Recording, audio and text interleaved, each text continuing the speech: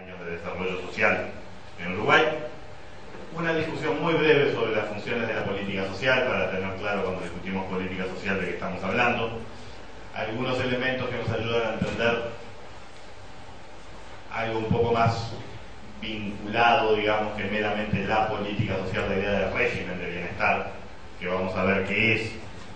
Y después ya pasamos directamente a elementos de diagnóstico en Uruguay, la materia de protección social en Uruguay, algunos elementos del pasado y del presente, gasto social, nivel y tendencias, cobertura de políticas y programas claves, incidencia distributiva del gasto social, es decir, cómo se distribuye el gasto social, es progresivo, es regresivo, y sobre todo quiero centrarme en la presentación, que la voy a ir acortando para poder centrarme en una cosa que dice 4 grandes desafíos para el futuro, pero en verdad son grandes desafíos para el futuro, no son 2, 3, 4 tan articulados entre sí y los vamos a ir viendo.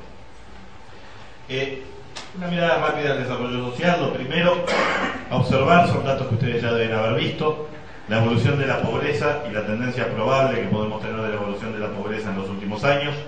Es positiva, hubo un descenso importante de la pobreza. Ustedes saben que hubo un incremento muy importante de la pobreza medida por ingresos durante la crisis del 2002. Ya se venía dando un incremento de la pobreza en los años anteriores, contexto recesivo, y hay una explosión en 2002, persiste la expansión de la pobreza en el 2003 y empieza a disminuir la pobreza a partir del año 2004, en donde podemos ver la línea, digamos, que no es una línea logarítmica, vemos la línea que va disminuyendo, y si tiramos una línea de tendencia, aproximadamente hacia el 2015 podríamos esperar estar en torno al 20%, siendo pesimistas.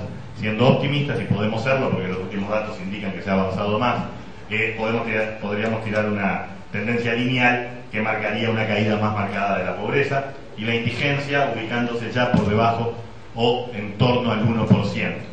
Es decir, que hay elementos positivos que hacen a un retorno a los niveles de pobreza pre-freno del crecimiento económico y pre-crisis, ¿sí? En verdad, el mejor momento en términos de pobreza e indigencia en Uruguay en las décadas pasadas se ubica en 1997-98. A partir de ahí empieza a deteriorarse, se estanca la caída de la pobreza, luego empieza a incrementarse, luego tiene la explosión del 2002 y estamos retornando este año, posiblemente ya estamos por debajo de los niveles de pobreza que tuvimos en su mejor momento pre-enlentecimiento y pre-crisis. Esto como dato descriptivo. Destacar, sin embargo, una pauta que sigue persistiendo en Uruguay, que todos la conocemos, que ya tiene nombre y que le llamamos infantilización de la pobreza. Si bien la pobreza disminuye,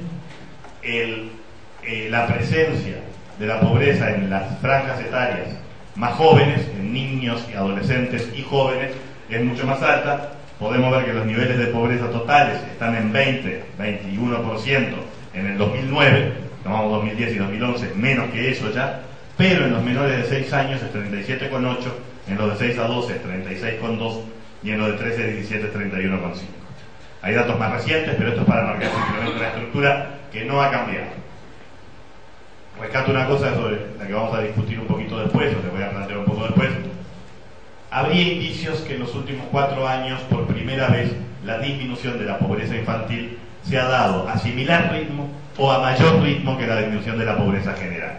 Pero hay una discusión allí, y tiene que ver con si imputamos o no imputamos los montos que provienen de, en verdad, una prestación que es un servicio, que es la incorporación de los niños al Sistema Nacional Integrado de Salud.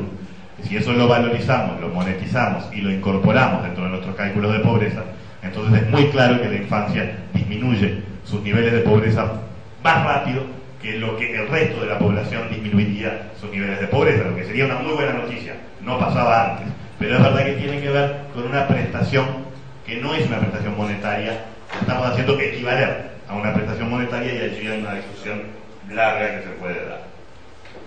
Si miramos los ingresos de los hogares y la desigualdad ahora, lo que vemos es un incremento sostenido a partir del año 2002 de los ingresos per cápita de los hogares, ¿sí?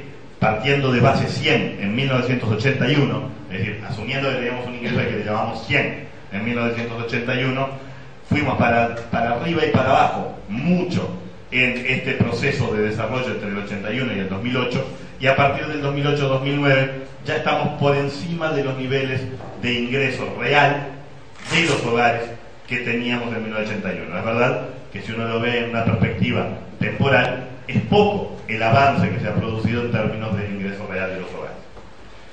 Pero es marcado que eso tiene que ver con una caída muy importante que se produce del 97 al 2003 y con una recuperación que se produce del 2002 al 2008. Y lo otro que podemos mirar es el coeficiente de Gini de desigualdad. El Gini es un coeficiente que mide la desigualdad de ingresos, y ese coeficiente nos está marcando, varía entre 0 y 1, siendo 1 máximo de desigualdad, es decir, si una sola persona tuviera todos los ingresos del país, el Gini sería 1, y 0 si todas las personas tuvieran el mismo ingreso. Cualquier variación en el medio nos está indicando mayor o menor nivel de desigualdad. Lo que vemos aquí es un incremento muy marcado de la desigualdad entre 1992 y el 2002, 2003 y 2000, hasta el 2003 prácticamente, y una tendencia no clara al inicio, pero luego más marcada de caída de la desigualdad a partir de 2007, que se sostiene en 2008, y aunque no tengo los datos aquí, se sostiene en 2009, y todo indica que se sostuvo en 2010 y se sostendrá levemente en 2011, aunque parece no haber descendido mucho más. Estamos llegando a niveles de desigualdad que parecen estar relativamente quietos. Esto es ingresos de los hogares, ingresos monetarios de los hogares. Esto no está mirando capital, no está mirando capital, no está mirando tenencia de tierra, mira desigualdad de ingresos. Hay tres mundos del bienestar en Uruguay que se dibujaban claramente hacia finales de la década de los 90 y que la crisis del 2002 agudizó, y de los cuales eventualmente estamos saliendo, pero con lentitud. Yo diría que hay que revisar cuáles son los factores que no nos permiten avanzar más rápido. Cuando digo tres mundos, son como tres formas en las cuales el Uruguay produce y reproduce bienestar y malestar. Un Uruguay que empieza a estar bastante partido hace un tiempo en esas formas de producir y reproducir bienestar y malestar. Un primer Uruguay vulnerado y vulnerable, que es joven, que tiene relativa alta fecundidad aún, que predomina la informalidad todavía como inserción laboral, con alta inseguridad en la permanencia del puesto de trabajo, y que está tempranamente excluido de la educación, por lo cual presenta patrones de muy baja movilidad. Este es un Uruguay que tiende a tener una relación en sus familias entre activos, entre personas en edad de trabajar y personas de menor edad, que indican hogares con poca capacidad de movilizar recursos humanos para el trabajo, porque cargan con la parte reproductiva en forma muy importante, en particular las mujeres. Es un país que en general usa los servicios del Estado, aquellos que son gratuitos o aquellos que tienen componentes de subsidio o aquellos que tienen componentes no contributivos en su acceso, pero no tienden a acceder a los servicios que el Estado y a las prestaciones que el Estado disponibiliza por mecanismos contributivos, porque predomina una inserción laboral informal. Y hay otro Uruguay que es más defensivo y tiene un componente más corporativo, es decir, tiene corporaciones que estructuran la defensa de sus intereses. ¿Sí? Acá no estoy denotando nada malo. Es decir, hay un componente de capital político organizacional de ciertos sectores del Uruguay y un componente más defensivo de defensa de niveles de bienestar previos. Es activo en general, con un predominio de trabajadores en edad activa, un componente también envejecido y por lo tanto de jubilaciones y pensiones, muy baja fecundidad y caracterizado por lo que se puede llamar huelga de vientres y huelga emancipatoria, en donde hay muy poca fecundidad, muy tardía, y muy pocos jóvenes abandonan el hogar en ese Uruguay, ¿sí?, en forma temprana o incluso no temprana, es decir, se quedan hasta los 30 o más años, porque están protegidos dentro de un hogar que sí tiene un vínculo privilegiado, o bien con el Estado, o bien con un espacio del mercado laboral formalizado y protegido. Formar ingresos estables y moderados, baja inversión educativa en general y apuesta a una renta intergeneracional. Personas que ya se insertaron en el pasado en espacios estables y de ingresos razonables son quienes están protegiendo dentro del núcleo familiar a otras generaciones que no salen al ruedo por encontrar un contexto particularmente complejo. Es decir, que el primer Uruguay es el que más contribuye a la reproducción biológica del país. El segundo, Uruguay, si bien consume una parte importante de la renta del país, no contribuye porque racionalmente es defensivo, porque sabe que al salir enfrenta una situación muy compleja para las generaciones que vienen después. Y hay un Uruguay de más altos ingresos, más separado del Estado, que está privatizado y tiende a estar autoexcluido de los bienes públicos. En edades activas, moderada a baja tardía y tardía fecundidad, emancipación también tardía, pero que se realiza de los jóvenes del hogar, formal, ingresos medios altos y altos, alta inversión educativa y apuesta al mercado. Tanto apuesta al mercado en términos de las inserciones, digamos, al mercado del espacio privado, de las inserciones laborales, como apuesta al mercado de los servicios. ¿Sí?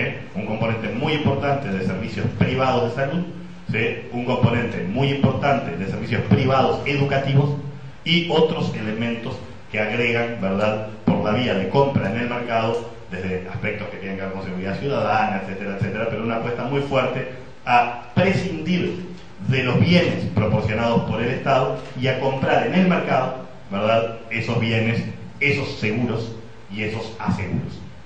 Esto indica que tenemos un país en donde es complejo la construcción de un modelo social integrado.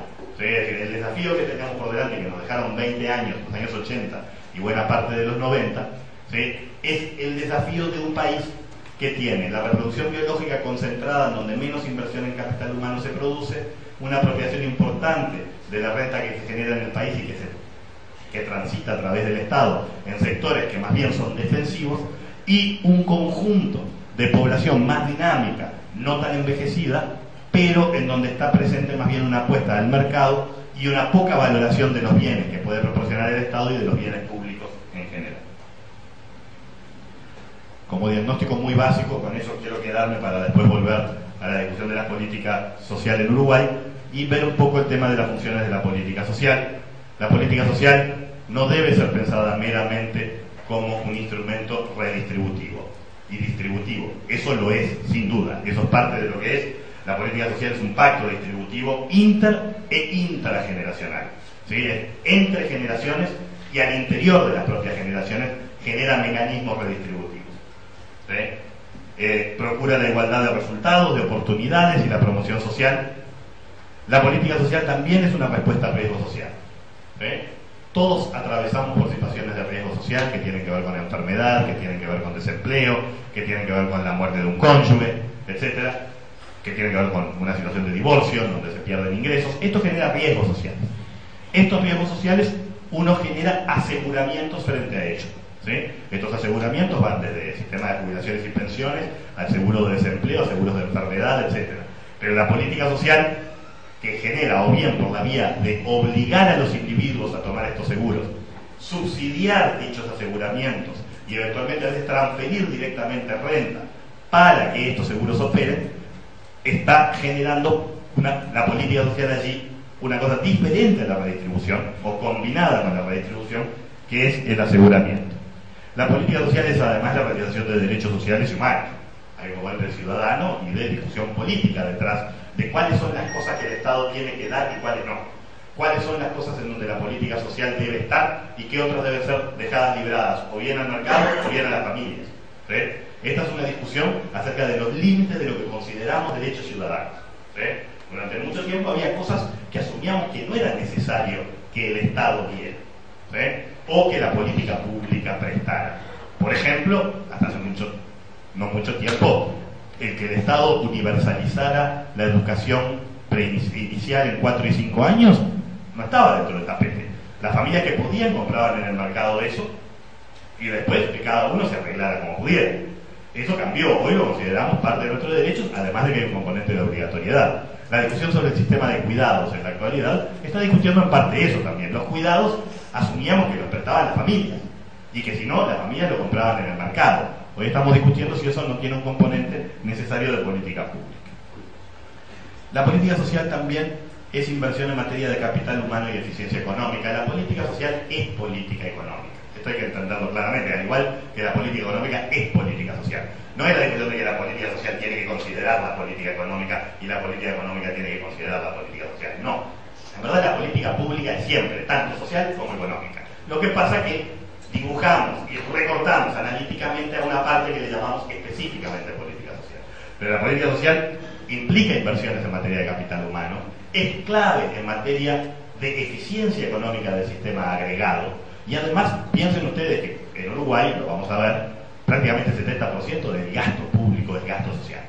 Por lo cual, en lo que tiene que ver con formación de precios, etcétera, la política social es clave para todo eso. Dos elementos que quiero señalar acá y a los que voy a volver después es que la persistencia de modelos patriarcales en el Estado, el mercado y la familia inhiben la igualdad, fragilizan las seguridades, las diferentes funciones de las que estábamos hablando de la política social, ¿verdad? Estratifican la ciudadanía y afectan negativamente la competitividad. Sus peores efectos hay que identificarlos intertemporalmente, en el tiempo se agravan. El no reconocimiento como segundo elemento del cambio etario y de oportunidades etarias del sistema de protección social fragiliza a nuestro propio Estado social y disminuye su eficacia, su eficiencia y yo diría también su sustentabilidad. Cuando discutimos políticas sociales tendremos a pensar en el Estado, el aparato estatal, dando educación, dando salud, dando seguridad social. Cuando hablamos de régimen de bienestar, hablamos del Estado más otras esferas que también producen bienestar y que también son claves para definir el acceso al bienestar de las personas, que lo son el mercado, la familia y la comunidad. ¿Sí? Entonces, las cuatro esferas, la del Estado, la del mercado, la de la sociedad civil y comunidad y la de la familia, determinan los niveles de bienestar y los riesgos a los que están expuestos las personas. ¿Sí? Y el acceso a mecanismos concretos, prestaciones concretas y recursos concretos de bienestar. Lo que es importante destacar es que si bien las cuatro esferas participan y la familia es sumamente, de hecho en la vida cotidiana, en la mayor parte de nuestra vida, entre los 20 y los 60 años, lo que predomina en nuestro acceso al bienestar es familia y mercado, no es el Estado. ¿Sí? Es decir, nosotros accedemos al bienestar mediante lo que hace la familia para protegernos, y como nosotros nos integramos a la familia en términos de protección, y cómo accedemos a recursos y compramos a su vez servicios en el mercado. Predominantemente, no es que no haya Estado, pero tenemos un componente muy fuerte en donde mercado y familia pesan. Al inicio de la vida y al final de la vida el Estado se hace mucho más presente. Pero lo que es importante destacar es que el Estado está presente de otra manera y por eso la importancia del Estado.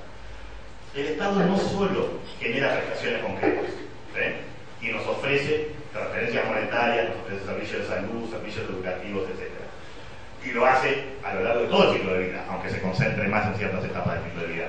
El Estado hace otra cosa y es que regula las otras tres esferas. ¿Sí? Es decir, el Estado le dice algunas cosas al mercado que puede hacer y otras que no. Por ejemplo, determina salarios mínimos. ¿Sí? Y le dice a la familia y a los miembros de la familia cosas que pueden hacer y cosas que no, y cosas que deben hacer. Por ejemplo, si se divorcia y una parte de los dos, o uno de los dos queda con los niños, hay que pasar entonces ciertos recursos. Y le dice a la comunidad cosas que puede hacer y cosas que no. No puede hacer barrios cerrados, por ejemplo, en Montevideo. ¿Sí? Eso sí lo puede hacer en Canelón. Pero le dicen cosas. Entonces, el Estado es clave para el acceso al bienestar. No solo porque hace prestaciones directas, sino porque además regula, pone límites y modera las acciones que le son permitidas a los actores del mercado, a los miembros de la familia y a los miembros de la comunidad. Acá hay un ejemplo simplemente que quería mostrarles, pero para no irme muy lejos, volveremos a esto después. Estos son ejemplos de cómo hay que siempre mirar las tres cosas, mercado, familia y Estado, pero que están haciendo los tres para entender los niveles de bienestar. Todo esto que es comparado y que es bastante complicado, lo vemos si nos da el tiempo después. Vamos a Uruguay, a una caracterización del pasado y del presente. Yo defiendo la idea de que Uruguay tuvo un pasado predominantemente corporativo, con una adaptación posterior más bien liberal, neoliberal le dirían algunos, pero no fue realmente neoliberal, y con un presente que no es socialdemócrata, pero que tiene tintes socialdemócratas en su modelo de protección social. Antes de entrar en esto, una breve caracterización teórica de esta discusión, pero muy corta, que parte fundamentalmente de un autor que marca un antes y un después en las discusiones sobre modelos de bienestar y políticas sociales, que se llama Sping-Andersen, y que diferencia entre tres grandes modelos de Estado social o de Estado de bienestar o de sistema de políticas sociales. Un primer modelo que puede ser caracterizado como corporativo conservador, y es en donde las diferentes franjas de ocupación vinculadas al mercado laboral van generando protecciones y aseguramientos de diverso tipo. Tiende a tener un modelo educativo estratificado, con una orientación técnica para los sectores trabajadores y una orientación más universitaria para los otros sectores. Tiende a tener un modelo de salud también estratificado de acuerdo a la pertenencia a corporaciones de los diferentes actores. Otro modelo que él caracteriza como liberal residual, que es un modelo que tiene muchas menos protecciones, muchas menos desmercantilizaciones, es decir, muchas menos prestaciones que se dan sin tener en cuenta su capacidad de compra en el mercado. ¿Sí? Y le llama modelo liberal residual porque es la ambulancia abajo del precipicio, es decir, opera para aquellos que se cayeron, que no pudieron operar con las protecciones del mercado de la familia. Aquellos que no lograron eso, entonces pasa la ambulancia y te recoge. Entonces tiende a tener políticas altamente focalizadas, ¿sí?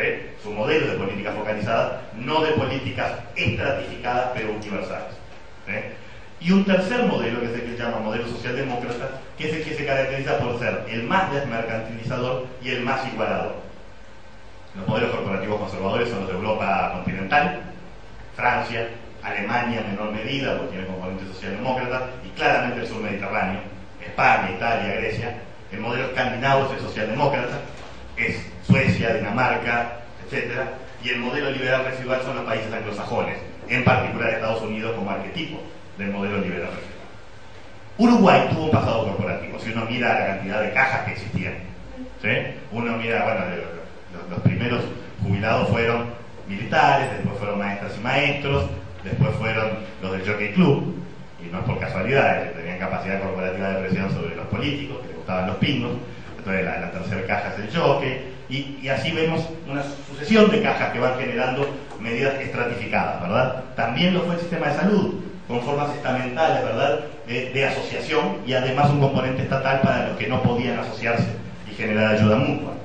Y finalmente, en educación hubo componentes de tipo corporativo, pero la parte técnica nunca se desarrolló lo suficiente.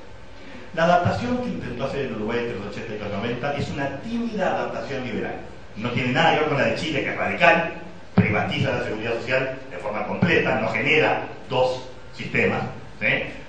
Focaliza fuertemente, va a un sistema de vouchers o de cuasi mercados, en verdad, de subsidio a la oferta en la educación, genera un mercado de competencia en la educación y genera un modelo privado, pero subsidiado del Estado y financiado del Estado en salud con las ISAPRES.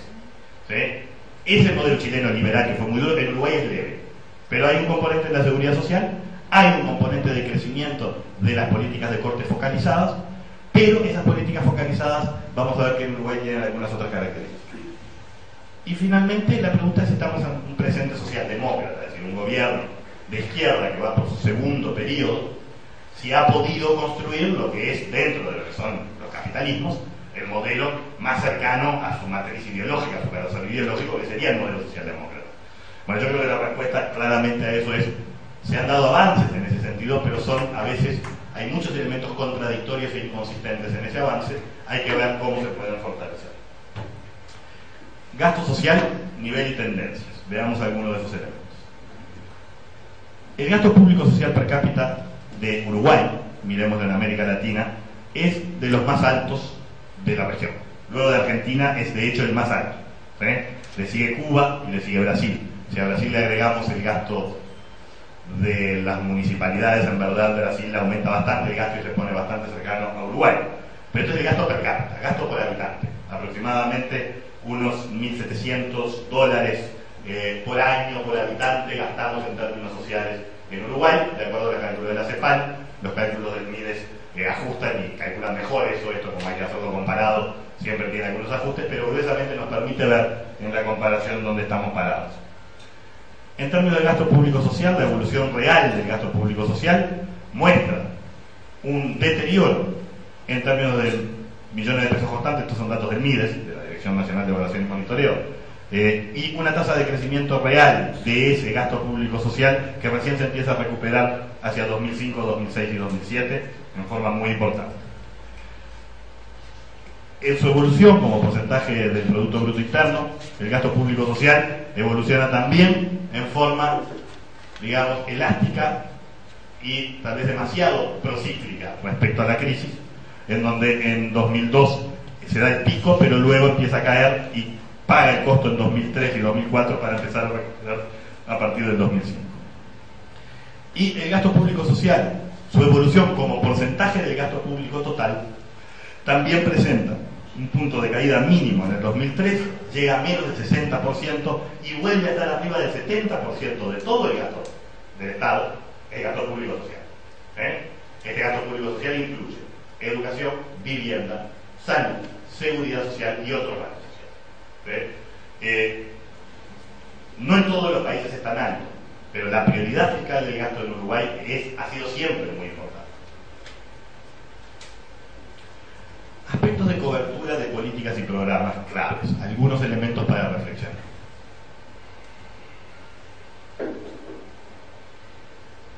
Nuestro sistema de jubilaciones y pensiones es un sistema robusto en el sentido de que tiene una cobertura de prácticamente el 100% de las personas mayores de 70 y un porcentaje muy alto de los mayores de 65. Ahí hay un cuadro que muestra la evolución de esa cobertura cuando incluimos Banco de Previsión Social y cajas paraestatales, y en el Banco de Previsión Social incluimos las pensiones a la vejez. ¿Sí? No hay ningún país de América Latina que tenga esta cobertura de la seguridad social. Brasil es el que más se le aproxima y Argentina luego ahora con la reforma que hizo. ¿Sí? Pero no hay ningún país que tenga una cobertura de la seguridad social cercana al 90 y pico por ciento de los mayores de 65. ¿Sí? Esto, sin embargo, dadas las transformaciones institucionales que se produjeron en la seguridad social, no quiere decir que podamos dormir en los laureles. Si uno mira las historias laborales de los trabajadores en Uruguay, y de las trabajadoras en particular en Uruguay, en los últimos años, y contrasta la densidad de aportes que esas historias laborales generaron con los criterios de elegibilidad para acceder a jubilaciones y pensiones de la parte contributiva, uno se da cuenta que en realidad en el estrato inferior y en el estrato medio-bajo, para a los 65 años de edad llegar a tener derecho jubilatorio, ¿sí?, en el estrato medio-bajo y en el estrato inferior, ¿sí?, uno precisaría 30 años o 35 años de servicio, y el porcentaje de quienes estarían llegando, ¿sí?, a estos años de servicio serían muy pocos, un 26,3% y directamente un 1,4% en el estrato medio-bajo y en el estrato inferior. Si nos movemos a 25 años de servicio, entonces mejora. Las reformas que se producen de la seguridad social en el último gobierno, a partir del diálogo de la seguridad social que se genera, intentan ir al encuentro de estos datos que en su momento los produjeron, fue Marisa Bukele de CEPAL que los produce y muestra cómo vamos a estar enfrentados en el futuro a una situación de muchos huecos en términos de elegibilidad y derechos de jubilaciones y pensiones, mucho más alto en mujeres que en hombres además. En salud hay importantes avances en materia de cobertura, pero hay algunas deudas pendientes. Ahí vemos el dato de toda la incorporación de los menores que se produce en abril del 2008 con el Sistema Nacional Integrado de Salud, y esto es fundamental, es una integración masiva de chiquilines al Sistema Nacional Integrado de Salud, que no es que no estuvieran cubiertos por ACE, pero mejoran sus opciones y sus oportunidades al integrarse al Sistema Nacional de Salud. Por la forma en que se define la reforma de salud, esta deja fuera explícitamente del FONASA a aquellos que no tienen ningún perceptor formal. ¿Sí? Es decir, si no hay ningún trabajador formal en el núcleo familiar, los niños no pueden elegir sistema mutualista, por ejemplo. Quedan dentro de ACE, ¿verdad? Esto a mí me parece que es un problema, es propio de la vieja tradición corporativa, no es propio de un modelo socialdemócrata que tiende a elegir el derecho a la prestación social por condición de ciudadanía y no por condición de inserción dentro del mercado laboral formal, ¿sí? Y es algo que deberíamos plantearnos cómo solucionar, pero como vamos a ver rápidamente, lo que pasa es que hay otras poblaciones presionando para entrar al Sistema Nacional Integrado de Salud. Y acá hay un problema que tiene que ver con los balances generacionales y las opciones de política pública que hacemos en materia generacional. Estos son los cápitas, podemos volver, hay un tema de sustentabilidad en Uruguay, dado los cápitas que tenemos con respecto al sistema de salud. Y paso a educación rápidamente, dice seguridad social, un poquito de salud, un poquito de educación. Tenemos mejoras importantes al inicio de la vida de los chiquilines educativa. Uruguay ha universalizado 5 años, pocos países de América Latina han universalizado 5 años, y Uruguay está cerca de universalizar 4 años. ¿Sí? En eso ha habido un avance muy importante. Es un avance con un horario acotado, hay muy pocos niños de esos en escuelas de tiempo extendido, pero es un avance fundamental. Uruguay, a su vez, ha avanzado en la atención de los niños más pequeños. Estos son datos de la encuesta de hogares, son datos sí bien recientes. Estos son datos del 2011.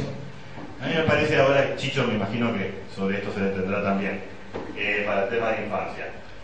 En estos datos, lo que vemos es, de 0 a 3 años, quienes asisten a algún centro de educación inicial, sea CAIF, sea guardería, sea lo que sea, por quintiles de ingreso. Lo que vemos es que en 0 y 1 año, las diferencias por quintiles de ingreso no son mayores, en parte por las preferencias de la familia. Es decir, aún los quintiles más ricos tienden a no enviar a los niños demasiado a guarderías o centros educativos. Pero en 2 y en 3 años tenemos brechas muy claras que el Estado hoy no está cubriendo. Es decir, vía el mercado los quintiles más altos están accediendo a servicios de cuidado y de formación temprana de los chiquilines. Quintil 5 y quintil 4, 70% o más y en 2 años, y casi 90% en el quintil 4 y casi 100% en el quintil 5 en 3 años, contra entre 30% y 45% en 2 y 3 años en el quintil 1 y 2. Me parece que allí hay un objetivo político del gobierno, claro, que de hecho en este presupuesto nacional se votaron recursos. Es importante la posibilidad de avanzar sustantivamente en la cobertura de 2 y 3 años en los quintiles 1, 2 y 3. En educación, las buenas noticias de inicial y las relativamente buenas noticias que pueden venir en CAIF y protección de infancia y primera infancia, dado lo que se votó el presupuesto y cómo se viene desarrollando la expansión, no se reproducen en educación media. En educación media Uruguay tiene su gran déficit en materia educativa. Estos datos lo que muestran es que en más de 20 años, yo soy daltónico, así que la parte del medio es roja. Sí. Bien. Es jóvenes de 18 a 20 años que completaron media básica. ¿Sí? No pudimos pasar 70, 71% en 20 años, no nos movimos. 30% afuera, sistemáticamente afuera. Y si miramos la media superior, tampoco nos movimos. En Uruguay egresa menos. Esto es entre 21 y 23 años la media superior. ¿Quiénes completaron? Egresa menos del 40% de la media superior. Esto nos coloca cerca de los países de peor rendimiento en América Latina en términos de egreso de media superior. Y además, esto es un dato de Gustavo de Armas, que hizo el cálculo. Cuando miramos el porcentaje, por acá hay una discusión que se viene dando hace mucho tiempo sobre las condiciones sociales que no permiten que se produzcan estos egresos, que estos son niños o adolescentes que no se pueden mantener dentro del sistema educativo por razones sociales. Comparémonos con otros países.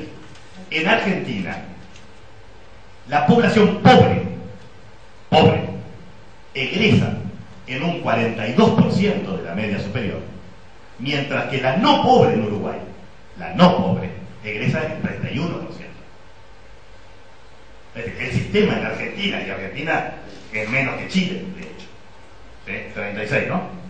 36 los más pobres, perdón, 36, no 31, 36.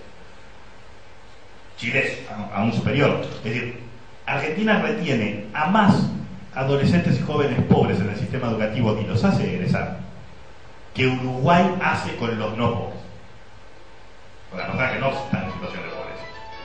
Esto nos habla de un problema estructural que no es un problema, primero, de ahora, viene de mucho antes, y no es un problema ni pequeño ni moderado, es una catástrofe nacional.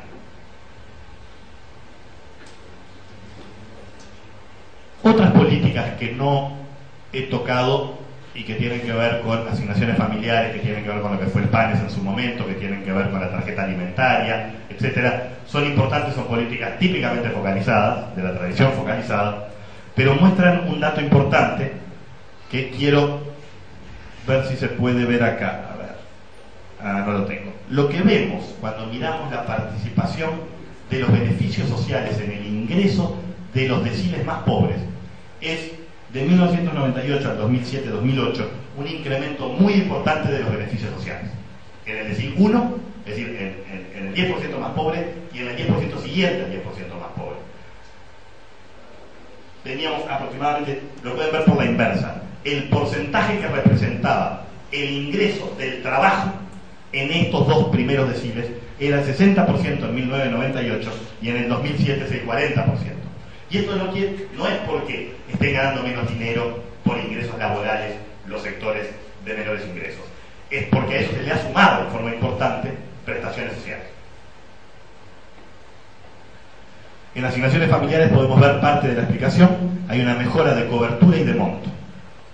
Acá es donde está el dato de los beneficios sociales. Si se fijan en el cuadro de arriba, contra la izquierda, que están los dos primeros deciles, contra la izquierda ya, ven que pasa de 9,9 a 41,9 del total del ingreso de un hogar del primer decil, pasa de recibir un 10% a recibir aproximadamente un 40%. Esto también porque hay mejoras en cómo lo contabilizamos, pero es la parte que es real. ¿Nuestro gasto social es progresivo o es regresivo? Hay varios estudios recientes que se han hecho sobre eso. Algunos los ha hecho el propio Mides, otros los ha solicitado el Mides. Y lo que muestran los datos es que nuestro gasto social, si sacamos jubilaciones y pensiones, es progresivo. Si ponemos jubilaciones y pensiones, es regresivo en términos absolutos, pero es progresivo igual en términos relativos. ¿Qué quiere decir esto? En verdad, acá vemos qué porcentaje del gasto se lleva cada decil, y lo que vemos es que con jubilaciones y pensiones, el decil 10, el decil más rico, es el que se lleva la mayor parte del gasto, porque se lleva jubilaciones y pensiones altas. Y el decil 1 es el que se lleva el menor porcentaje de gasto, aunque como ven, la línea azul es, la línea azul es la última, es el último año, mejora la distribución del gasto social hacia los deciles más pobres y disminuye la asignación de recursos a los deciles más ricos. Y si lo miramos en términos relativos, es decir, cuánto representa del ingreso de los hogares, el total del gasto social, ahora no solo la parte monetaria, ¿sí?, sino también educación, salud, etc. Bueno, en los deciles más pobres representa más que el ingreso laboral, ¿sí?, mientras que obviamente en los deciles más ricos representa entre el 20 y 30% del total de los ingresos de esos hogares. Bien, esto fue muy rápido porque yo me quiero detener 5 o 10 minutos, 10 minutos me quedan más o menos, en algunos elementos de desafíos para el futuro que llevan un poquito de tiempo. ¿Esto se escucha? Esto es una curva simple de generación de ingresos por ciclo de vida. Y esto es una curva simple de consumo per cápita por ciclo de vida.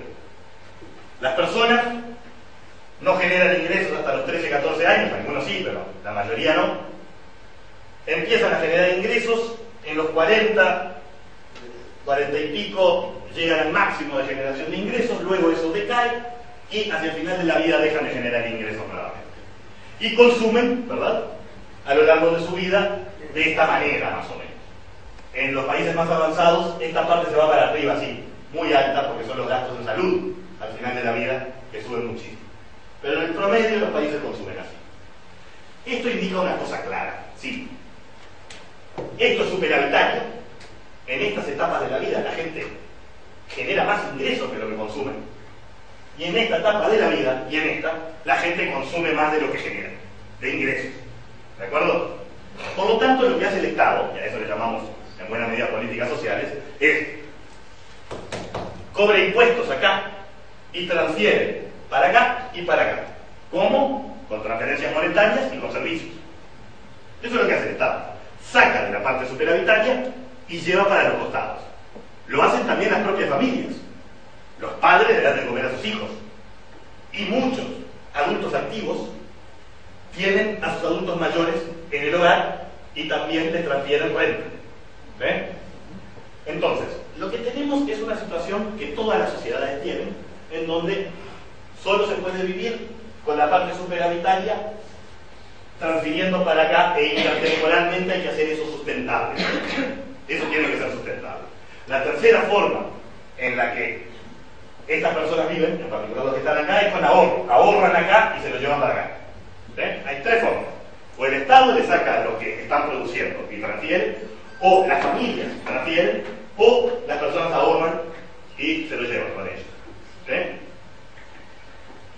Uruguay, hay una etapa que se llama en los países ventana de oportunidades demográficas.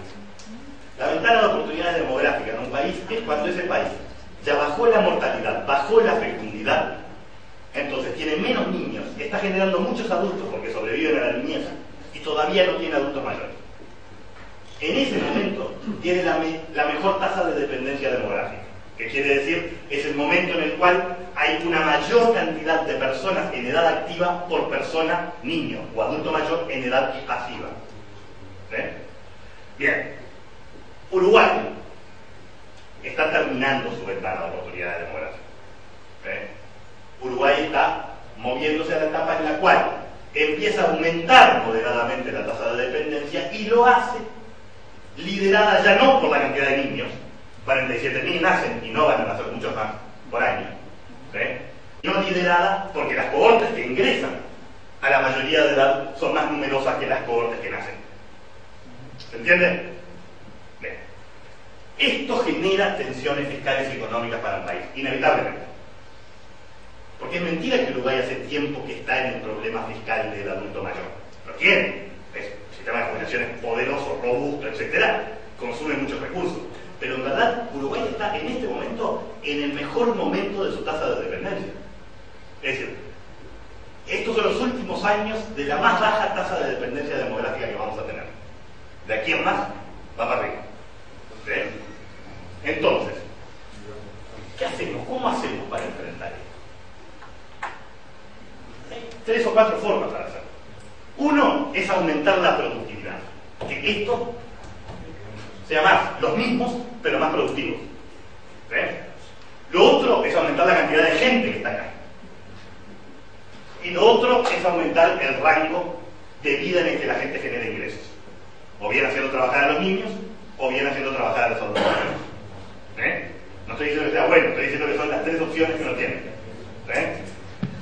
Bien. ¿Por qué yo creo que tenemos que darle mucha pelota a este grafiquito simple y pensar un poco para adelante para dónde vamos como país en términos de políticas públicas y tener muy claro que Uruguay tiene poco margen de error? Tiene poco margen de error, dadas sus características demográficas y la tendencia demográfica que sería. Primero, una de las formas, una de las primeras cosas que tenemos que hacer es, si nacen 47.000 niños por año, no podemos perder ni a uno en términos de productividad. ¿Sí? Y tenemos que invertir adecuadamente en ellos. En verdad, cuando la humanidad empieza a tener menos hijos, invierte más en cada uno de los niños que tiene, porque entiende naturalmente que pasa a ser un recurso escaso. ¿Sí? Nosotros, dando las disfuncionalidades que estamos teniendo en el sistema educativo, estamos perdiendo demasiado. No podemos darnos ese lujo, no podemos equivocarnos. Parece mentira, pero cuando tenés más niños, estás en la etapa todavía donde está bajando tu tasa de fecundidad, pero no llegó al mínimo, ¿sí? Tenés más margen para equivocar. Generás desigualdad, de verdad, generás cosas espantosas, pero tus motores económicos del futuro todavía tenés plazo. Nosotros ahora tenemos que no equivocarnos y hacer una inversión que incremente en el futuro la productividad acá.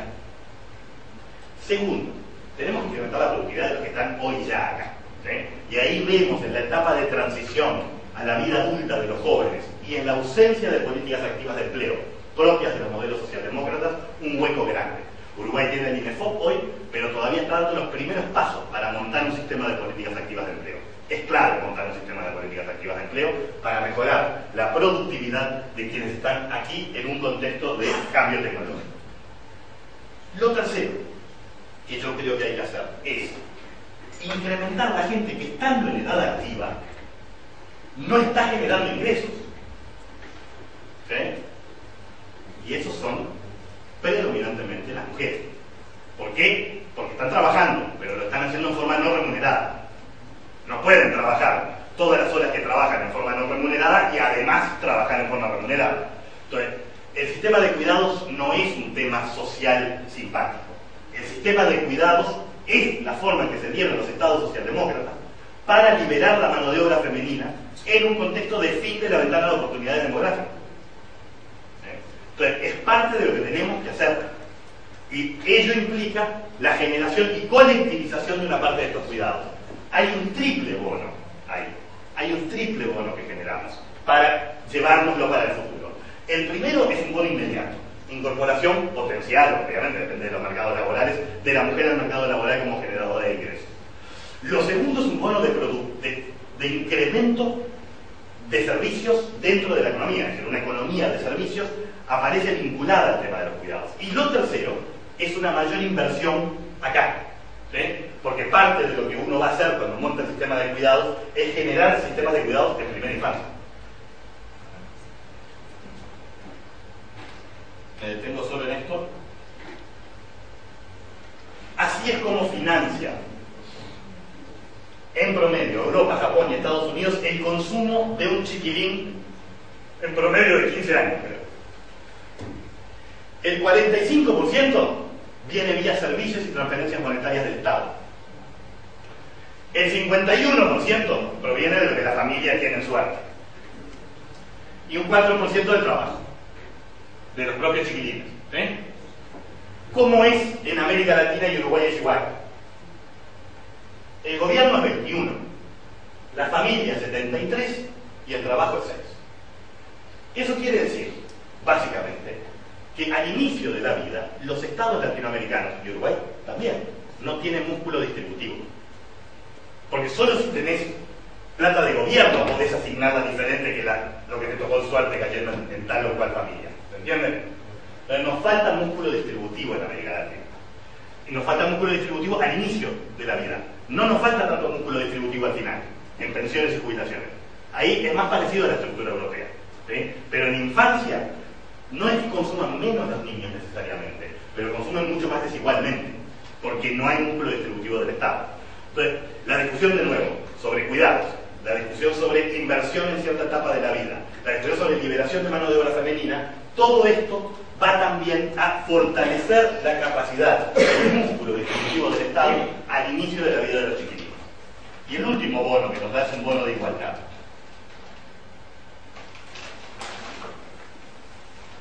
Este gráfico lo que muestra es las horas de trabajo no remunerado y remunerado de las mujeres y de los hombres.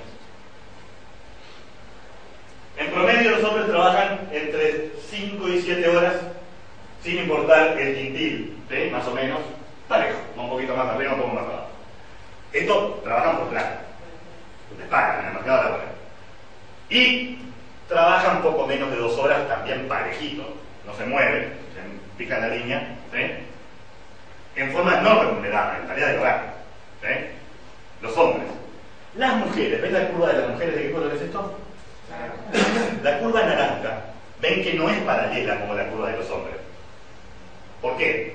Porque las mujeres del quintil más pobre, que no pueden comprar servicios en el mercado, tampoco pueden insertarse más en el mercado laboral. Entonces tenemos un efecto de desigualdad, ¿sí? La desigualdad que se produce en los sectores de menores ingresos por dificultad de incorporación de la mujer al mercado laboral.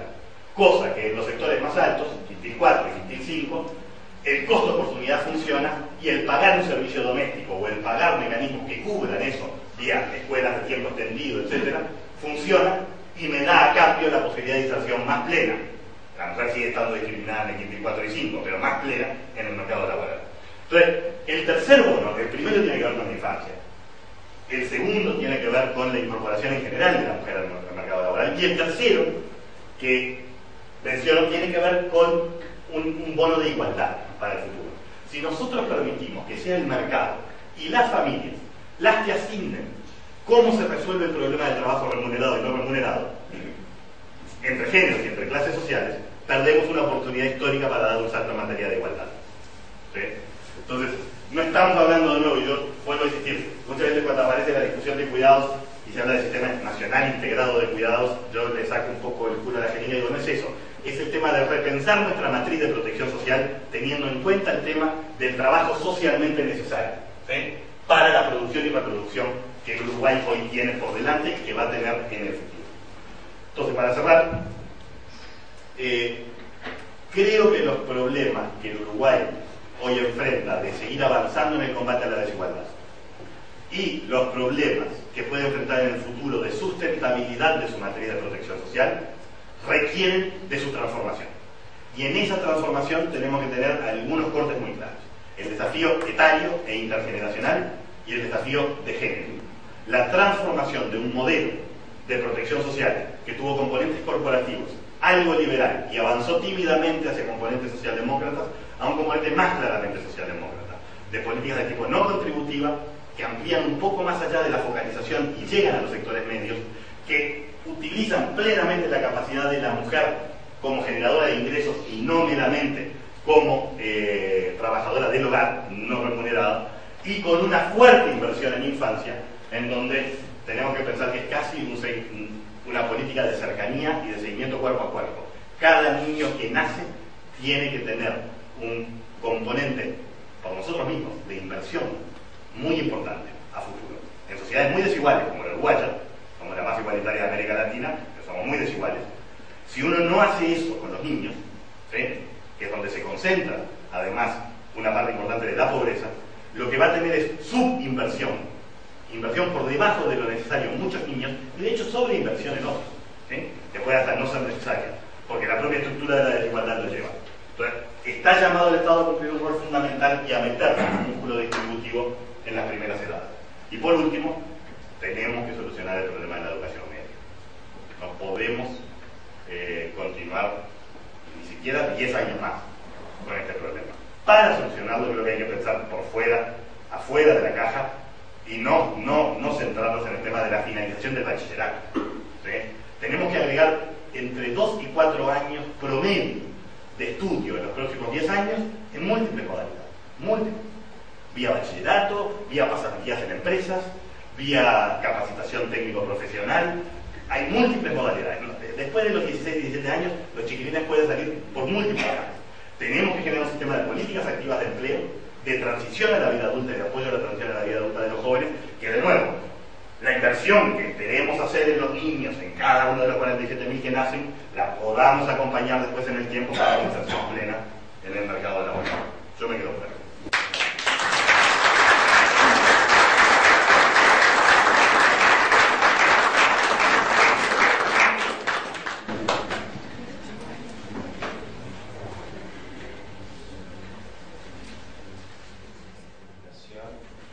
Saludar me parece también corresponde, porque es una iniciativa que se ha tomado como bien interesante y bien importante, viene a llenar, yo creo, un espacio que estaba faltando de discusión, más que de formación, yo diría como de discusión e intercambio.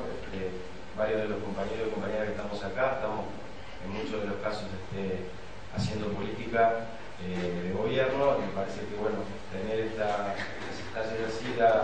espacio para eso. Por eso yo voy a tratar de armar una presentación que diera cuenta de algunos aspectos conceptuales, pero lo voy a tratar de pasar muy rápido, porque yo creo que la presentación de Fernando fue como muy contundente al respecto, y tratar de detenerme sobre algunos puntos que aparecen como de los más relevantes a la hora del diseño y de la implementación de política pública. Yo me voy a concentrar en la política social, que es donde vengo trabajando en los últimos años, no en la política pública en general, pero yo creo que varios de estos podrían ser luego trasladables o generalizables a la política pública en general.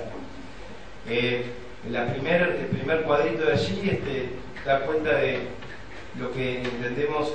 Este cuadro lo confeccionamos con otro compañero, con Julio Banco, por lo tanto vale para él. Yo creo que Fernando se refirió un poco a esto. Tenemos por un lado una columna de los enfoques, el enfoque de 90, digamos el enfoque más liberal, en política social, y el enfoque actual, lo que nosotros creemos, lo que Fernando llamaba el enfoque socialdemócrata, que creo que es el enfoque que hemos tratado de implementar desde el 2005 a la fecha en materia de políticas sociales. Acá destacar algunos, me parece como que algunos aspectos que luego los voy a ir retomando en la presentación. Uno es el dilema un poco que planteaba Fernando, yo creo que lo planteaba bien, entre el diálogo, o la mirada entre política social y la política económica. Esto tiene como dos aspectos a resaltar. El enfoque liberal de los 90 ponía claramente el énfasis en la política económica, y en todo caso la política social aparecía como una política subsidiaria a la política económica, y su rol fundamentalmente era un rol de mitigar, digamos, los efectos no deseados de las reformas estructurales, de las reformas económicas implementadas en esos años, versus una mirada mucho más articulada entre política económica y política social.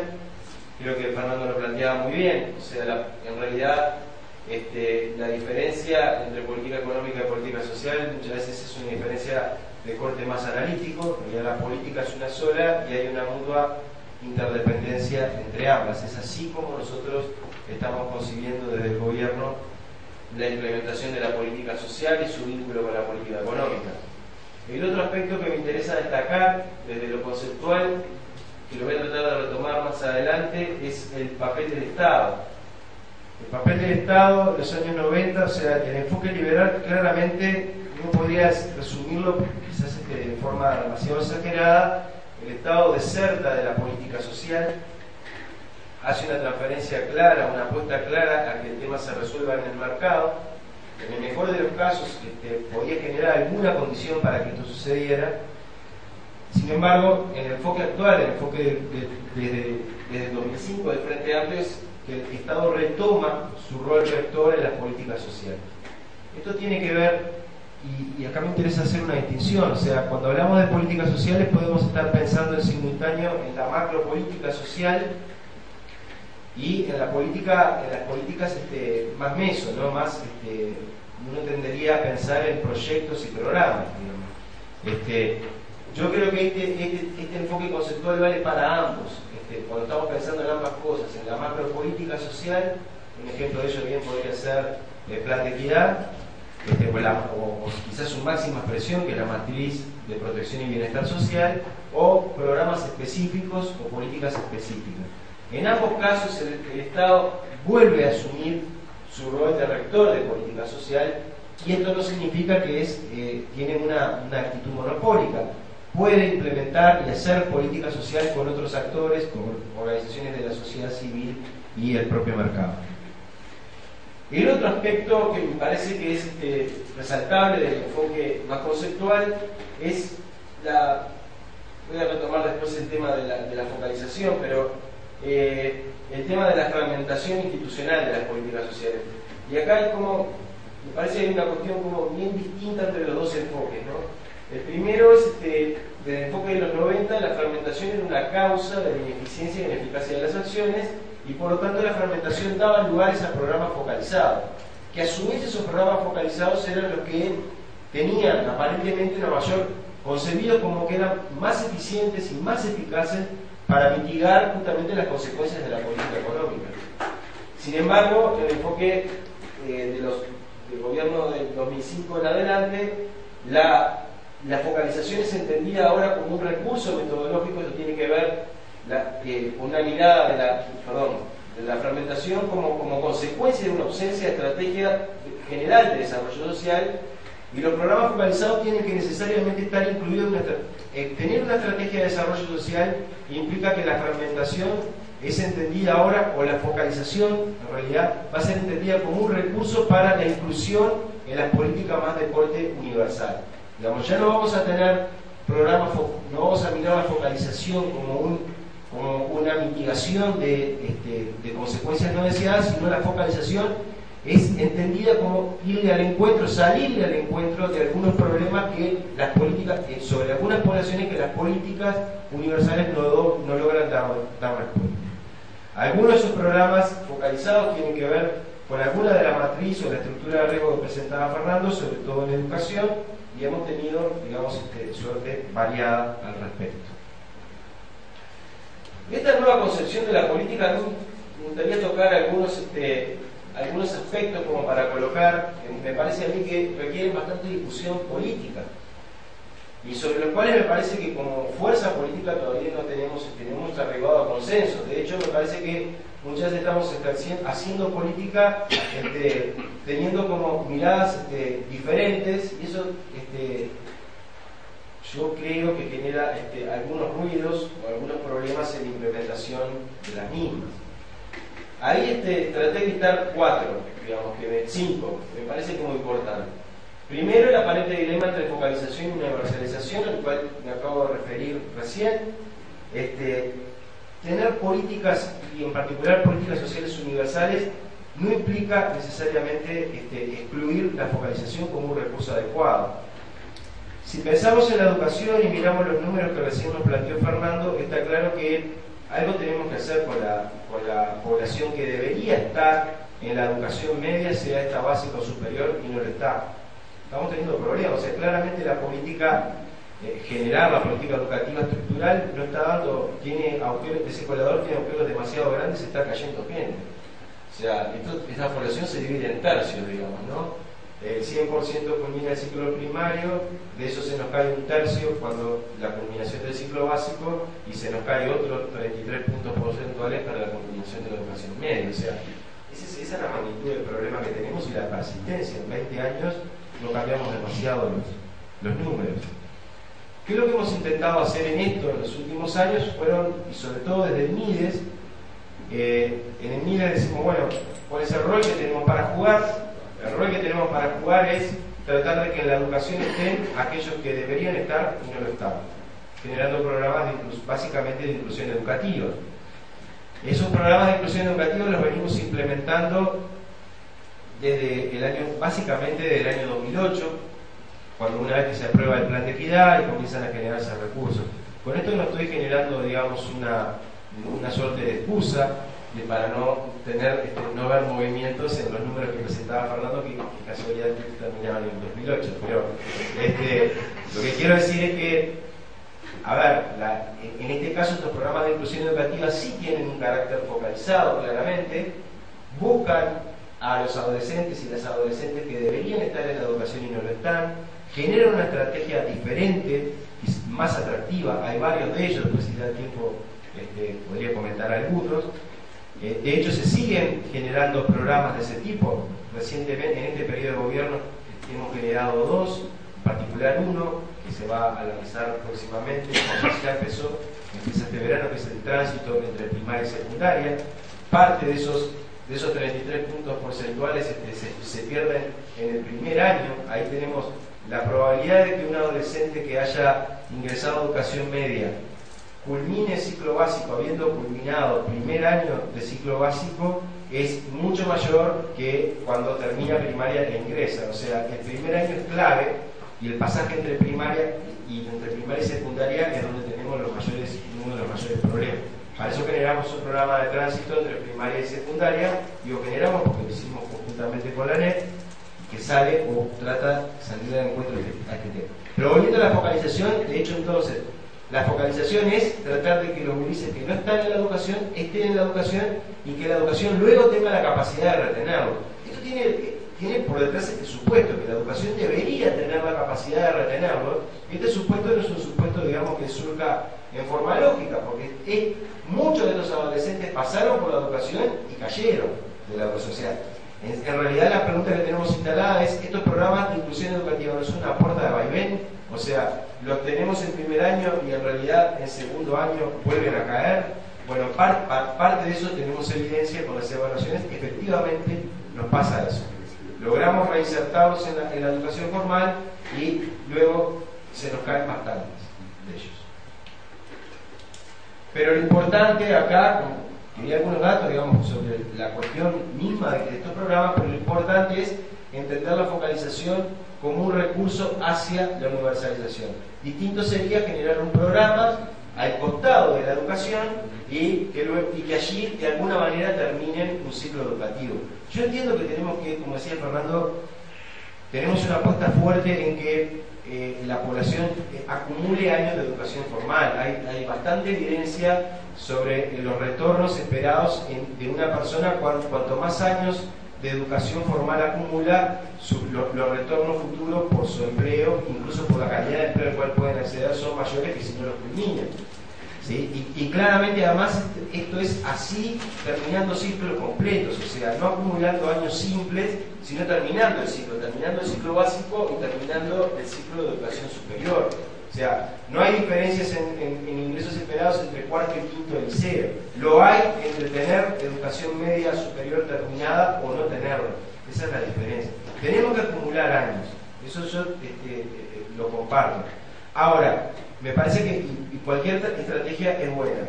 Ahora, lo claro que tenemos que hacer es que si esto es verdad, si los programas son focalizados como una excusa hacia la universalización, de hecho también estos programas tienen que marcar algún indicio sobre cómo tiene que cambiar la educación, la propuesta estructural. Eso es lo que nos... De hecho, en estos programas focalizados tenemos que tener la capacidad de ensayar algunas estrategias que luego sean escalables en la propuesta educativa más general. Si no, por más que lo hagamos en el discurso, y de hecho lo hacemos así, muchos programas hacen primero afuera y ya segundo lo hacen adentro, seguimos teniendo los problemas de puerta afuera. El otro tema que quería plantear era el tema, algunos temas que están como muy en boga, ¿no? Y los hemos instalado como gobierno, la interinstitucionalidad, la coordinación, la articulación, y allá hay otro, mira, Jorge, el de la territorialización, es otro, ¿no? Aparece siempre como políticamente correcto hablar de que estamos haciendo política de forma coordinada, articulada, interinstitucional, interdisciplinaria, y si no tiene todos esos apellidos no vale. Bueno, bien, me parece que esto bastante se pega con el tercer punto, que es esto pone en discusión un poco el tema de la institucionalidad. Yo la sensación que tengo y un poco la experiencia en estos años es que ninguna de estas cosas, ni la interinstitucionalidad, ni la coordinación, ni la articulación es un objetivo en sí mismo, ¿sí? Uno no puede decir que articula y que genera esfuerzo solamente para articular. En realidad, estas tres cosas tienen que tener consecuencias claras. Tengo que tener un resultado concreto sobre qué significó la interinstitucionalidad, qué significó articular y coordinar. Y esto yo creo que abarca, luego sí voy a tratar de pasar a cómo se concibe uno el ciclo de proyectos, ¿no? Desde el diseño hasta la evaluación de los mismos, y esto en realidad, estos conceptos tienen que estar presentes a lo largo del ciclo de proyectos. A mí me parece que el tema de la interinstitucionalidad, en el buen sentido, lo que da cuenta es que muchos de los problemas claramente tienen como causas múltiples, ¿no? Y en realidad tenemos varias instituciones que intentan darle respuesta a un mismo problema, ¿no? Yo creo que de la concepción de las políticas sociales, la interinstitucionalidad y la coordinación puede implicar un salto cualitativo en términos de pensar las políticas en función de la población beneficiaria y no pensar la política en función de la institucionalidad. ¿Qué quiero decir con esto? O sea, si yo pienso que el problema de la educación es un problema de que los y las adolescentes tienen que culminar ciclos de educación formal, estoy mirando al adolescente y no estoy mirando a mi institución en particular. Este cambio de mirada genera, me parece a mí, dos consecuencias positivas. La primera, que evita parte de instituciones autorreferentes, instituciones que en sí mismas tenían, como el adolescente presentaba problemas para mejorar los rendimientos o la capacidad de aprendizaje, podía tener problemas auditivos, generaban un departamento de fonoaudiólogos adentro de la institución. Pero también podrían tener un problema de alimentación y generaban los comedores allá adentro. Pero también podrían tener un problema de nutrición y tenían un departamento de nutricionistas. Pero también podrían tener problemas de salud y tenían salud adentro. O sea, esas instituciones que en realidad, digamos, iban viendo que el problema no era solamente pedagógico, en términos de aprendizaje, que hay otro montón de problemas, cada uno parado en el siglo, veía como problemas secundarios, satelitales al problema fundamental, iban generando en sí misma, crecían, digamos, en forma, no sé si lo hizo vertical, sería en este caso, agregando departamentos y trabajo. Cuando en realidad, por otro lado, teníamos instituciones que especializadas en trabajar con salud, especializadas en trabajar con desarrollo, con nutrición, etc. La interinstitucionalidad, de hecho, sale, me parece a mí, bien al encuentro de estos temas, tratando de que efectivamente las instituciones asuman sus roles y tengan la capacidad de ver al individuo, todas ellas como objeto de su intervención, independientemente si está en la escuela y luego está la policlínica, etcétera, etcétera. Miramos al individuo y no lo miramos en el rato como un educando, como un paciente, etcétera. Eso es uno, me parece a mí, de las ventajas de la interinstitucionalidad y que provoca un cambio, digamos, en concepción a la hora de armar las políticas y asumir y dividir roles. De hecho, algo de esto hemos avanzado desde el quinquenio anterior, tratando de que algunos, y en algunos programas, cada una de las instituciones asuma sus roles y se vayan despojando de departamentos que no tenían que tener.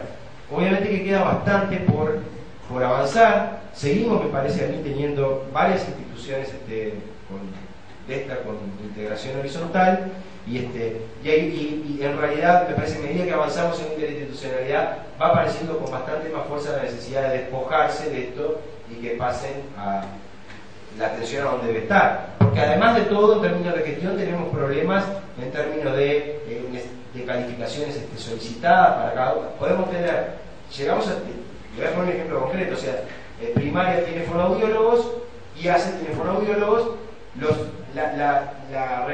¿Cómo se reglamenta la función en ACE y en primaria es distinto? ¿Cuánto gana un fonoaudiólogo en ACE y en primaria es diferente? Cuando los quiero juntar, tengo problemas, ¿no? O sea, esos problemas como vienen en concreto, yo creo que la interinstitucionalidad y la coordinación y la articulación, de hecho, tiene que empezar a generar resultados de este tipo.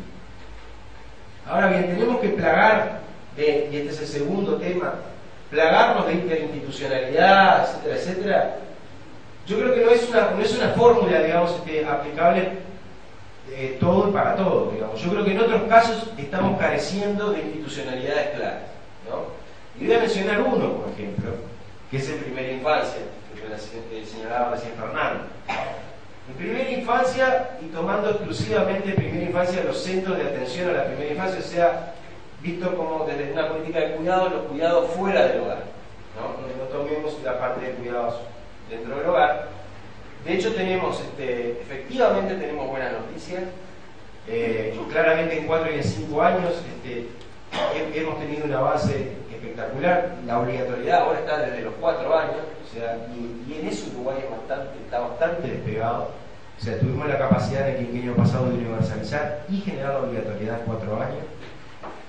Y en 3 años tenemos, y además en 4 años tenemos, digamos, desde el punto de vista del oferente público, uno solo y concentrado, que es la ANEP, en realidad el Consejo de Educación Inicial y Primaria, con la Ley de Educación, pasa a tener ahora la I, ya no es más el C, sino que es el CI, porque incorpora educación inicial, y tiene una mirada completa desde los 4 años para adelante, tanto como proveedor, la provisión pública anda siempre por arriba del 80%, y a su vez como actúa como regulador para los colegios privados, nosotros quedan cerca.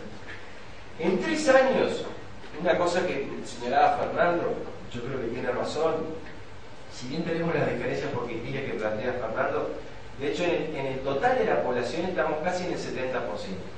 Yo creo que una meta, pero perfectamente alcanzable en lo que nos queda de este quinquenio de gobierno, es universalizar los 3 años. Insisto con la palabra universalizar y no generar la obligatoriedad, ¿no? O sea, yo creo que en 3 años hay que dar, yo creo que el paso es la universalización y no generar la obligatoriedad. La obligatoriedad sobre todo porque tiene consecuencias luego en la condicionalidad de algunas transferencias monetarias. Yo creo que no correspondería ponerlo la obligatoriedad, pero sí universalizar, y estamos bastante cerca. De hecho hay la provisión en 3 años es fundamentalmente una provisión con fondos públicos, es a través de los centros CAI, que son de gestión privada, pero que funcionan con fondos de transferencia pública, y en ese caso la cobertura en 3 años de CAI supera el 50%.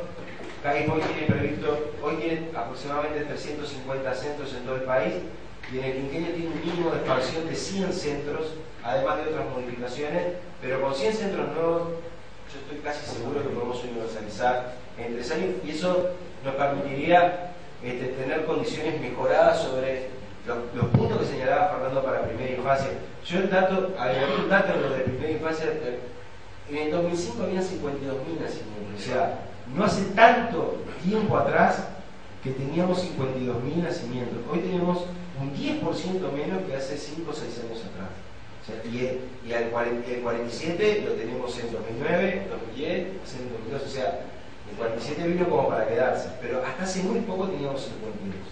Hay que cuidar claramente la primera infancia por los efectos que yo creo que señalaba bien Fernando. Agregaría una política, hago acá paréntesis, una política adicional que es para trabajar sobre la población activa, podríamos además tener políticas activas de jubilación, ¿no? Sí. Sería la otra manera de mejorar. Pero bueno, sigo acá. Por eso el punto número 3 de institucionalidad, regulación e implementación en primera infancia. En primera infancia tenemos provisión pública a través de los centros CAIF, provisión pública a través de el propio INAU con centros, lo que se llama centros diurnos, provisión pública de algunos gobiernos departamentales, en particular la Intendencia de Montevideo tiene programa Nuestros Niños. Tenemos provisión privada, y acá tenemos dos diferencias: la provisión privada de los colegios privados y provisión privada, digamos, del resto. Podríamos ahí, las famosas guarderías, los jardines de infancia. Para estos 5 proveedores tenemos 5 reguladores. 5 diferentes. Incluso los dos primeros, que es CAIF y INAU, adentro del INAU tienen 2 supervisores o 2 reguladores diferentes. Uno lo supervisa la división plan, no quiero dar detalles, pero una se llama la división plan CAIF, que es una división dentro del INAU, y otro lo supervisa tiempo parcial, que es otra división dentro del INAU. Tenemos 2 supervisores dentro de un mismo reino. Yo creo que acá claramente en este tema, y esto tiene consecuencias en términos de cuál es el tipo de servicio que consideramos que es el adecuado para atender a niños entre 0 y 3 años, cuáles son los perfiles mínimos requeridos, cuáles son las condiciones locativas, cuál es el esquema de supervisión y monitoreo de estos centros, en definitiva de esta política, cuál es la formación que podemos dar y otorgar a las personas que hoy están trabajando y a las que queremos formar para que luego vayan a trabajar. Hay 5 criterios diferentes. ¿Sí? Yo creo que en este caso lo que tendríamos que hacer es dejarnos de tanta interinstitucionalidad y generar una institucionalidad única. Parte de esto se está discutiendo en sistemas de cuidados, o sea, porque además esto es una parte de la mirada en primera infancia, la otra parte está dentro del hogar, donde la ausencia absoluta de regulación es brutal, o sea, no hay regulación posible actualmente no hay regulación sobre los cuidados adentro del hogar, sobre todo cuando los cuidados dentro del hogar son por personas remuneradas por el propio hogar. Realmente es trabajo doméstico, digamos, en realidad cuidado de primera infancia encubierto en trabajo doméstico. Yo creo que acá es un punto donde en realidad dejémonos de tanta articulación y coordinación y vayamos a una institucionalidad única en primera infancia. Claramente cuando uno coloca estos temas aparece lo siguiente. 2 cosas que quiero destacar. La primera es la interinstitucionalidad. Se necesita, para mí claramente, alguien que gestione la interinstitucionalidad. La interinstitucionalidad no se genera de forma espontánea. Y en sí mismo la interinstitucionalidad, la coordinación, la articulación requiere, yo creo, de un rol específico y que no existía antes del 2005 con claridad, de que alguien tiene que asumir la gestión de la coordinación. De hecho, parte de la creación del Ministerio de Desarrollo Social es para asumir ese rol, asumir el rol de la coordinación y la articulación, así lo dice su ley, y de la coordinación de las políticas sociales. Ahora, para coordinar, para empezar, los otros tienen que legitimar a la gente que los vaya a coordinar. Esto es una cuestión de agencia, ¿no? O sea, los otros tienen que dejarse coordinar por un otro actor que no son ninguno de ellos. Esto que parece como muy sencillo en el discurso está instalado, no es moneda corriente. O sea, de hecho hay fuertes resistencias institucionales para dejarse coordinar. A nadie le gusta que haya otro actor que le venga a decir lo que tiene que hacer. Yo creo que la existencia, por lo menos de políticas, de macropolíticas, de estrategias de desarrollo, de planes, como lo fue en su momento el plan de Equidad, quizás ahora la reforma social, ayuda un poco a que esta coordinación se haga efectiva y obligue a que los actores coordinen. Y la otra cuestión son, me parece a mí, algunos atributos propios de quien tiene que ejercer la coordinación. Yo creo que en esto, mi experiencia del 2005 para acá en el Ministerio de Desarrollo, quien articule tiene que tener por lo menos los siguientes atributos. La primera tiene que tener capacidad técnica para poder coordinar, o sea, al frente capacidad técnica y legitimidad política. Y en el mejor de los casos estas dos cosas tienen que estar juntas. O sea, los propios actores que están ejerciendo la coordinación es sustantivo que mezclen, tengan una mezcla virtuosa entre legitimidad política y capacidad técnica. Yo creo que con solo legitimidad política no es suficiente, no alcanza con eso, hay que tener sustento técnico y tampoco caer en el extremo de, no quiero decir tecnócratas, pero gente formada sin tener capacidad o legitimidad política. Una mezcla virtuosa de estas dos cosas es lo ideal. Esto en cierta medida también, sobre todo la legitimidad y capacidad política, da también capacidades de negociación. Las historias de los ministerios de desarrollo social es que aparecen siempre como una propuesta o como un actor encargado de la articulación y la coordinación, pero la revisión comparada con otros países termina siendo el ministerio de los pobres y de los extremos pobres, o sea, termina haciéndose cargo de los vulnerados, vulnerables y caídos del mapa. Yo creo que en Uruguay estamos permanentemente en esa tensión. En el quinquenio pasado yo creo que fuimos dando pasos, el plan de emergencia, el plan de equidad fue una propuesta de ese tipo. Yo creo que ahora la reforma social recoloca al MIDES más en su rol de coordinación, pero sin abandonar la atención a la población más vulnerable. Para poder ser también un actor con capacidad y con reconocimiento para coordinar, para articular, se necesita, me parece a mí, una política muy fuerte. Los ministerios de desarrollo social son nuevos. En el caso del Uruguay tenemos un ministerio de desarrollo social con ni siquiera cumplió 7 años, contra otros ministerios ya centenarios. El ministerio no puede estar, lo voy a decir por la positiva, es sustantivo que la conducción de los ministerios de desarrollo social sea ejercida por autoridades que tengan efectivamente eso, capacidad de conducción política. No hay inercias institucionales en ministerios tan nuevos y que se están debatiendo, digamos, su lugar en la institucionalidad general. No hay inercias, o sea, no hay equipos y direcciones y divisiones que, independientemente de quién esté al frente de ese ministerio, van a funcionar igual. La conducción política es determinante en los ministerios de desarrollo social.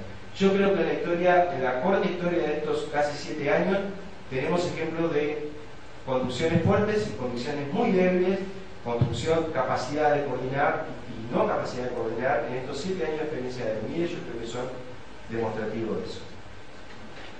Lo otro, un punto bien importante en esto es que es permanente en política social, es si tenemos que separar la regulación de la implementación. O sea, la pregunta acá a contestar es: la entidad, la institución que regula la política, la regulación en sí misma es una tarea, una función, un rol a cumplir, ¿tiene que ser ejercida por una entidad distinta a la implementación o pueden mezclarse? En la actualidad, nosotros como gobierno del 2005 para acá hemos dado pasos. Tomemos la salud en ejemplo. Claramente la opción en salud es diferenciar al regulador del que implementa. De hecho, separamos la provisión pública de salud hace del ministerio que hasta el 2007, hasta la reforma, estaba en una sola entidad. El que regulaba también implementaba, que ahora tenemos separado. Yo creo que mi experiencia, no sé, estos son puntos de debate, yo creo que se debe ir hacia una distinción entre regulador e implementador. De hecho, aún no en algunas políticas sociales esta distinción no está bien hecha. Claramente en protección social y en el caso de niños, niñas y adolescentes esto no es así. El INAU es, por el Código de la Niñez del 2004, el organismo rector de la infancia y de la adolescencia, pero también implementa políticas. De hecho, el INAU no tiene el rango de rector de política de infancia y adolescencia. Lo come, lo absorbe la implementación de política. Ahora, los últimos pasos, yo creo que se están dando pasos positivos, la separación de los adolescentes privados de libertad y su futura independencia o autonomía del INAU va a permitir que el INAU crezca en ese sentido. Y yo creo que otro punto, yo no quiero decir con esto que la institucionalidad sea la respuesta a todo, mucho menos, pero yo creo que parte de la respuesta que nos estamos a las preguntas que nos estamos formulando en educación, también la tenemos en la institucionalidad planteada. Yo creo que la ANEP en realidad no es la administradora de la educación pública, sino que ejerce el doble papel. De hecho, en términos de control, por ejemplo, de la educación privada, es también quien la supervisa, y de hecho diseña, no hay alguien que regule y que diseñe la política educativa. Yo creo que en esto el Ministerio de Educación y Cultura, más que tiene un papel bastante secundario, digamos, está en algunos casos tratando de pelearla, pero yo creo que ahí en un tema de institucionalidad tenemos un problema. Territorialización en relación a Estado, sociedad civil. La territorialización, yo lo que quería decir en esto, ya son las 9, lo que quería decir acá es que, de vuelta, ¿no? Esto me parece que no es políticamente correcto solamente decir es una política en clave territorial yo creo que lo que sí implica, me parece, una concepción de política de izquierda es el rol protagónico que tiene que jugar el territorio. ¿Cómo se traduce esto del protagonismo del territorio? Y es que el territorio no tiene que ser visto únicamente como depositario de la política que se diseña centralmente, sino que la territorialización implica que el territorio asuma un papel protagónico desde el diseño de la política. De hecho, la adaptación de la política a cada una de las realidades territoriales es necesaria, digamos. Y muchas veces la política, en realidad, diseñada tiene que dar cuenta de varias o múltiples experiencias que se dan a nivel territorial, porque me parece, y sobre todo en políticas sociales, que no hay muchas cosas para inventar. Hay bastantes cosas que se producen, se ha probado bastante, y yo te diría que en muchos casos de forma clandestina a nivel territorial, y lo que debe hacer cualquier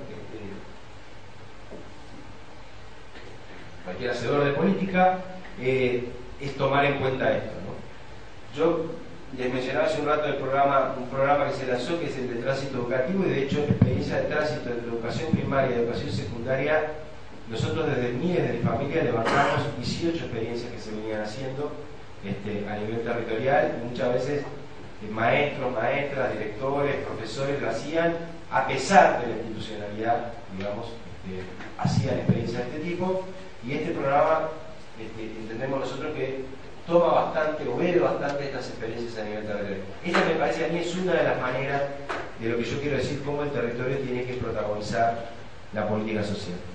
Y lo último, la relación Estado-sociedad civil.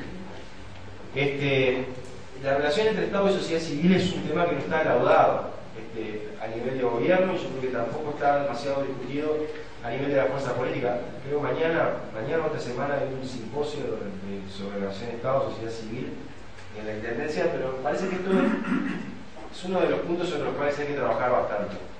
Yo diría que en el gobierno tenemos voy a plantear como dos extremos que no necesariamente ninguno se busca exactamente ahí, pero tenemos un extremo, por un lado, hiperestatista, donde, digamos, se mira a la participación de la sociedad civil con bastantes recelos y dicen, bueno, todo lo que hace la sociedad civil en realidad lo debería asumir el Estado, pero no asumirlo en términos de financiamiento, sino que de hecho hoy el 80% del presupuesto de las organizaciones de la sociedad civil son muy gubernamentales, sino que lo hagan funcionarios públicos. Esa es una postura extrema.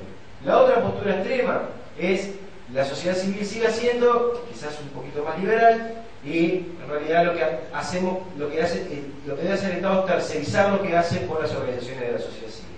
Yo creo que una posición adecuada en este caso es una posición que bastante intermedia entre estas dos extremas, es el Estado, asumir el Estado como rector, la rectoría de la política social no implica la implementación en todos los casos. En muchos casos hay que aprovechar la experiencia acumulada en las organizaciones de la sociedad civil, sus claras posibilidades de enclaves a nivel territorial, digamos, y donde la sociedad civil en realidad tiene bastante más capacidades que los funcionarios públicos para implementar determinadas políticas. Hay que buscar una combinación adecuada.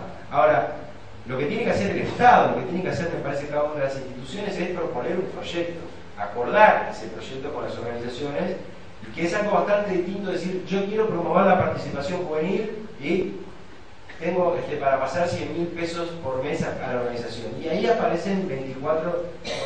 Yo creo que eso no es rectoría, eso se parece más a tercerización. Yo creo que hay que dialogar, armar un proyecto en conjunto, tener claridad, la responsabilidad de la implementación de política en última instancia tiene que ser del Estado, pero sí promover la participación de la sociedad civil. De hecho, este punto es muy importante porque en el Frente Amplio no hay consenso. De hecho, uno en el mismo lugar de trabajo, en el mismo Ministerio de Desarrollo Social, si se acaba la transferencia de tarjeta alimentaria, lo miro al Orber, el 80% de nuestro gasto es a través de transferencias a organizaciones de la sociedad civil. Es así. Si sacamos la transferencia directa por tarjeta alimentaria. Y dentro del mismo ministerio, a pesar de que tenemos esa realidad, hay compañeros que dicen, no, mira, esto es más necesario, nosotros tenemos que estatizar el Estado, y hay otros que tienen una posición diferente. Me parece que esto hay que discutirlo, hay que trabajar, me parece a mí, sobre tratar de lograr un puñado mínimo de criterios y de consensos sobre los cuales trabajar, porque tiene que haber una manera, me parece bastante clara, en términos de diálogo con las organizaciones. Cuando convocamos a las organizaciones tiene que haber, me parece a mí, un consenso mínimo, siendo, repito, que buena parte de las políticas las implementamos con organizaciones de la sociedad civil. En algunos casos a través de las organizaciones de sociedad civil, más de un carácter tercerizado, en otras las hacemos a regañadientes esperando generar vacantes, así ponemos funcionarios públicos, y en otras me parece a mí con una cabeza bastante más, por lo menos a mí la que más me gusta, una cabeza más de armemos un proyecto, diseñemos una política juntos e implementemos juntos. Siendo que me parece a mí que la participación de la sociedad civil, entre otras cosas, da garantías en términos de participación efectiva, ¿no? Y sobre todo genera posibilidades de control por fuera de quien implementa. Yo, siendo las 9 de la noche, voy a tratar de dejar por acá, porque si no, había traído, pero quedará para otra, el ciclo de vida del proyecto, desde el diseño hasta la evaluación, con algunas claves, pero bueno, yo dejo la transparencia si le viene bien, pero si no, no hablo más serio, además se van a aburrir porque ya no